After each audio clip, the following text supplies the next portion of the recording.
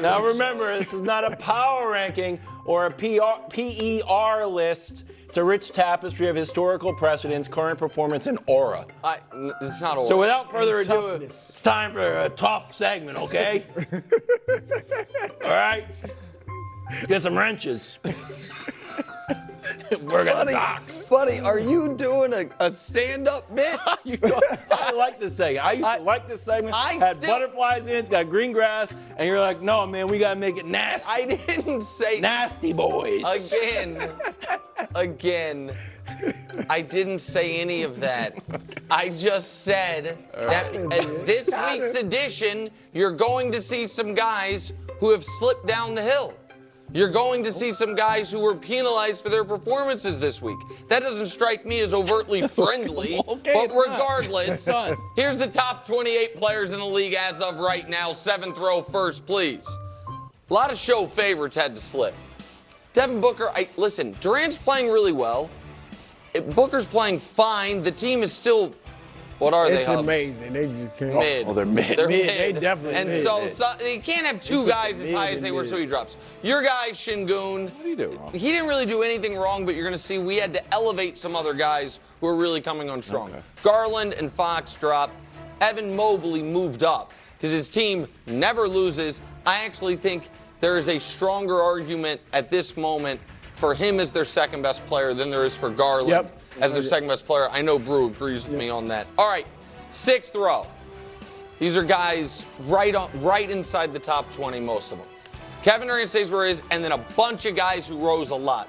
Harden's been excellent, man. He had a 50-point game this week. He's been the best player on that team. They've been pretty consistent. Jimmy, they just don't look like he has been the difference. Steph is playing at obviously an elevated level. Some of that Jimmy gets credit for. Ja, that ferocious missed dunk made me more of a believer in the Grizzlies' chances of actually being a spoiler than almost anything that's happened this year, Brew, because they need that version of Ja, flatly. Which is their best player. I mean, I know you're going to have Triple J, but Ja should be He needs to be their best player. Triple J has been their best player, but for them to make some noise, Ja has to be the best player. Agreed. Jalen Williams, again, he's the Robin for the league's right now best team, or I guess you could argue second best team. I think from net rating, the record's close enough. Oklahoma City's probably the best team. And Jamal Murray, second best player for a team that looks super dangerous. And Jamal Murray also had a really nice week, as the Nuggets did as well. Now we get to the top 15. 4th row. Jalen Brunson, Karl Anthony Towns, Triple J, and AD all stay where they are. We could have dropped Cat down. Cat obviously had a tough personal week and a tough week from how he played against the Lakers. We're going to leave him where he is. And Jaylen Brown moves up. Jaylen Brown moves up because I thought his performance in that Laker game was spectacular on both ends of the court. He was really good again last night, obviously, even though it was just against Utah. And now, what's AD doing there? Well, so I'm not sure what AD's. The rule is, if you're out for the season with an injury, you're off. If he's coming back when he's played, he's played like a top 10 player, certainly deserves to be in the top 15. Feels weird to have him off. It also to move up, but then you're going to see the guys who are ahead. I'm not sure who we're moving Steph in front of. Ant stays where he is, and Cade Cunningham. Listen, the Pistons are going to be a pain in the butt in round 1 for somebody, and it'll probably be for the Knicks, is who they're going to be facing in round 1. But that'd be a nightmare if the Knicks got clipped by them. All right, and now to the top 6. Giannis had to drop, not because of anything he did. In fact, I mean, Giannis is averaging 31, 12, and 5 since the last King of the Hill. But the team's 2-2, and it's more about what someone else did. Donovan's got to move up because that team's going to win 68 games. He's clearly their best player. And I do think this is an example of one of Wild's favorite things, which is a guy who, in service of winning, is not so worried about his personal numbers. So I don't want to turn it on if he has to. Right. And Luka, I'm not comfortable dropping Luka further than where he is. I bet there's going to be an argument for that, maybe here in a few minutes. But there is a change. We should go to level 2. Wow. Tatum takes Wow. Giannis' spot for this week. I thought Tatum's game against the Lakers. I thought Tatum, I thought the way he has played, how dangerous the Celtics look when he's rolling, his two-way performances, and this week, averaging 38, 9, and 5 for the week. Again, it's only 2 games that he played. That gets you moved up, and Shea obviously has continued to be brilliant. Is he going to win the scoring title? And then staying atop is the best player in the league, who had another awesome week. And even though another awesome week, the 30-20-20, obviously you can't move him higher than where he is, Nikola Jokic. So there is, Brew, this week's King of the Hill. First of all, good on you. Props for moving up Jason Tatum. Well, you know what I thought about something, Brew? Because I was wrong about Tatum coming into the league. I think I had him as the 5th best player in his draft class. Now I think I know because people send me my tweet about it about 3 times a week. But I also thought maybe I have been subconsciously biased a bit against Tatum because I'm around Wilds and he's such an adamant anti-Tatum guy.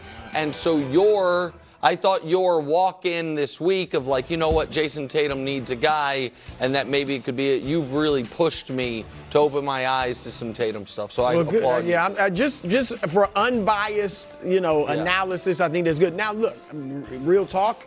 I would put switch Giannis and Tatum. Okay. I'm just saying, he's great, but but I know you've kind of been down on him, so this shows that you're and Tatum had a better week. Right. Again, this stuff is fluid. It's a rich tapestry. But we disagree on something else too. I'm moving Donovan down. All right. Now I get it. The Cavs are rolling, right? But they are, and he's great. He is definitely their best player. There's no doubt about that. But they have gotten better by him shooting less and scoring less, which has enabled Mobley and Darius to be a bigger part of the offense. They're a team. And again, he is their best player, but they are a team, and they are winning because of team basketball. Their depth is great. Obviously, they play good defense, too. And he's also been in a slump. And they keep rolling. So it's this week or these last 4 games, they're 4-0. We know they keep winning. 23, 5, and 4. Yeah, but he's shooting 37% from the floor and 20% from 3. And on top of that, you said he steps up when he has to. He's been great against Boston, 35 points a game. OKC, not so much. All right, against OKC in 2 games, obviously, he's shooting 19%. He was 3 for 15 and I think 3 for 16. He's averaging less than 10 points a game against Oklahoma. Remember the big matchup about a month ago and he didn't show up. Milwaukee this week, 4 for 15. There have been a few of these big games where he has not shown up. So he's still great. He's still a superstar. He's their best player. But I would put LeBron, Steph, and Anthony Edwards ahead of Donovan. Listen, it's a fair point. I felt because you are correct that this was an odd week for me to move him up because he didn't have some monster week.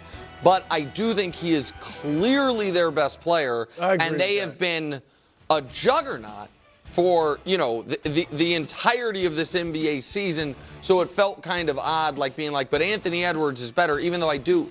Do I think Anthony Edwards is better than Donovan Mitchell? I do. Do I think Donovan Mitchell deserves credit for the season his team is having?